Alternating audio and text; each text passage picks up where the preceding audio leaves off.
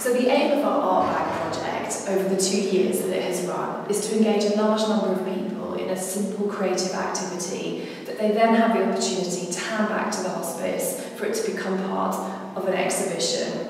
The idea being that by exhibiting these artworks we can try and bridge the gap between mainstream society and those who are faced with illness, death and dying. This is last year's, part of last year's exhibition. The activity that we had in the first year of the Art Bag project was weaving. Each year we're trying to focus on the community part of the project by picking a traditional craft-based activity. Weaving was something that has dated since the Neolithic period, and as you can see, over 500 people had a go at doing a weaving loom, and these became part of an exhibition, which you can see in this corridor. The 3 key words for the Art Bag project is create, contemplate and connect. So we hope that people will be creative, they'll have a taste of the creative therapies and what benefits that might bring.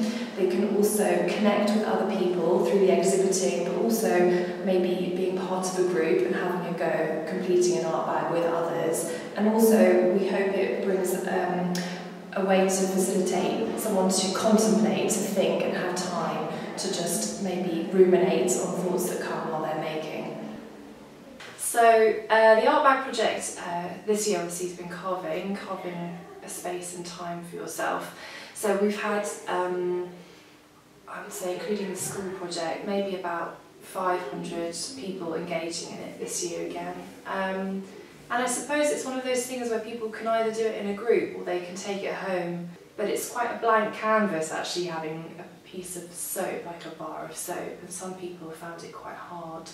So it's been very different to last year's project. But at the same time I think people who've loved it, or people who've enjoyed it, have really loved it.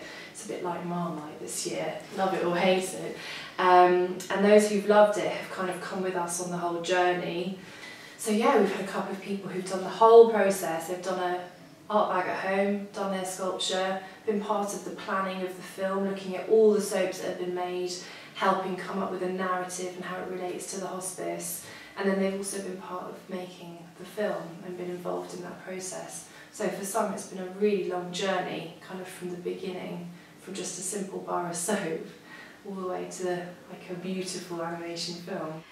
From my point of view, what I thought straight away is that you started to speak about the film, and what I thought it was really nice if actually the people that made it or the people that are part of the project could participate, so it becomes sort of a workshop / film where they can express and just do also the last step and not just having their material taken and animated by someone else, but actually be part of that process in a more metaphorical way, and now that could be used for animations. I thought it looked like they really actually enjoyed doing that translation between what the soap carving meant and now that translated into movement.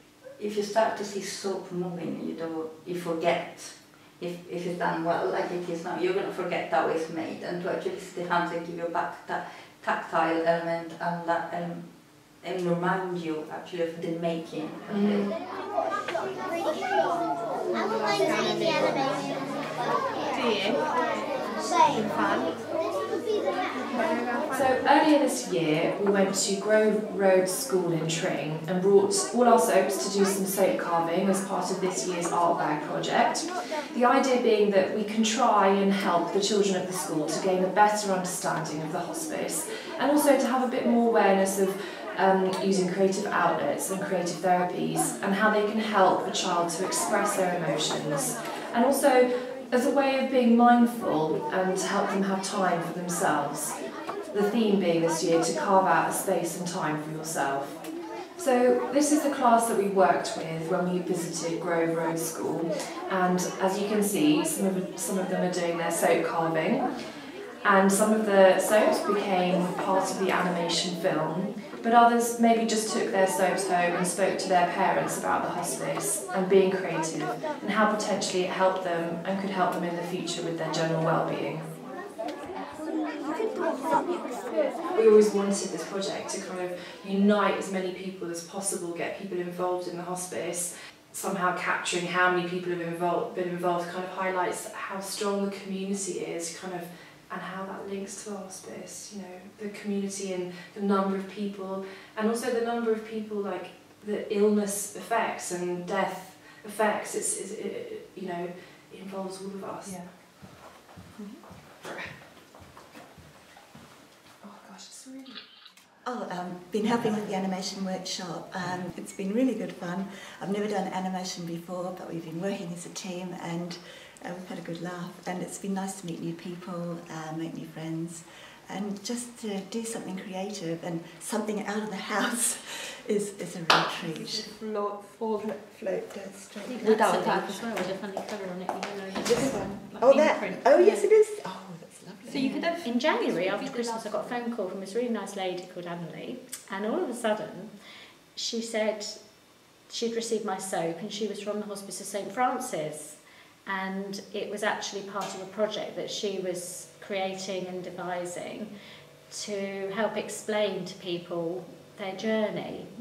I think at that time, I was really shocked, but I was also really thrilled, and because somebody wanted something from me, and I felt for the first time in a long time slightly empowered that I had a direction and I could do something helpful. So I felt for me it was actually an opportunity to get out there and try life again. And that's what this project's meant to me, really. It was just really friendly, it was quiet, it was calm. And then looking at all the soaps, we were all, if you like, pardon the pun, animated by looking at all these soaps. They were all so beautiful and clearly meant so much to so many people in different ways. But it also showed me how we all internalise and relate to our life situations, you know, and how different it can look for different people. You know, for other people it was a shell, it was a wagon wheel, it was a building, it was, you know, all these things in front of me represent something around how someone feels around a diagnosis. And that's when we just thought about what are we going to do with these soaps and how are we going to create a story, if you like, to describe how it feels to have a diagnosis and to how you get through that, you know, emotionally. For me anyway, it's more about the emotional side. And I saw this bus, and I remember just thinking, that reminds me of one of those American children's school buses where they pick people up all along the way and they take them all together to a place where they learn. It was so different to everything else on the table, it almost stood out on its own, and I just thought, for me, that was a complete, perfect representation of the journey that all these different people take to get on this bus, to travel through the process of having a diagnosis, having treatment, learning what life is the other side. And so having a project with people around that were going through similar was just really reassuring. We were doing something really positive, and hopefully by being involved with this it will help other people feel at the beginning of their diagnosis they're not going to feel the way perhaps I felt at that beginning point, or at least to realise there is help out there and it comes in the most strange forms. It's really interesting seeing them out this book, emotion, exactly like we do in a professional shoot about emotion of the character. Now they translate into images and movement, but that was very inspiring because we're type of conversation I would have a normal professional set, but you probably just wouldn't relate it to your own self. That's the only difference. So it's really, really lovely on that element. In relation to other workshops that you've done, this is a bit different, isn't it? It's probably one of the most profound one that I've done, where actually that is what I usually aim even with my student at the master, to actually be express their emotion, and that is the key of visual language and cinematic language, really explore who you really are and how you see things and translate that into images. As I was probably one of the most rewarding workshops as well for myself. It was really beautiful, the interaction they had and how they expressed their emotion through images. I was very, very much impressed. And I think most of the film will show, but the beauty is that they created this microcosm of different symbols, and just through the film, and it would be very interesting. I think it's quite easy to read, which is really good. to the film, but it would be quite interesting how the public react when Yeah. I read it. I'm intrigued actually, it would be really interesting. I think it would be really fascinating.